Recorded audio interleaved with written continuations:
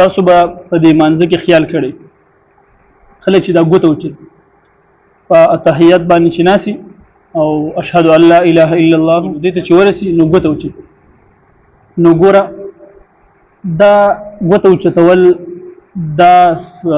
سنت کار دی کدا مستحب دی کدا فرض دی دی باندې ځان پوهه دویم په دې ځان پوهه کوي چې دا ګوته وچتول او دا ګوته د لاس راغونډول دا به څه طریقه سره راغونډو ټیک شو کنه درېمه دا خبره ده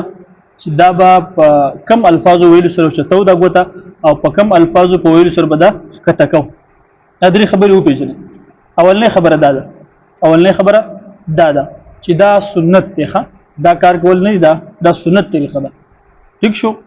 دویمه خبره دا ده چې دا لاس په څنګه راغونډو دا لاس به دې سره راغونډ کړي دا دوه ګوتې به دې سي کوي دا نه دا دوه به دې سي کوي یعنی دا به دې سي ټیک شو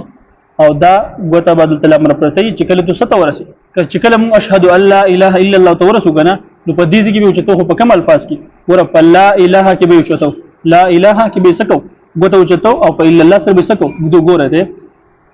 د لاس ندي حلقه جوړ کړل دا دوه ګوتې دي شوې دا دوه ګوتې دلته شولې نه دسی بکی دې سره ورسې دی ګورته اشهد ان لا اله الا الله لا اله سره شته شولا الا الله سره سکلا کې هودله ګوره اشهد ان لا اله الا الله وشوله یو پیر بس خبر حال بیا خپل مصطفی مکمل کا سلام وګرځو خبره ټیک شو دا سنت طریقه ده نور څه ځین کې اشکال شته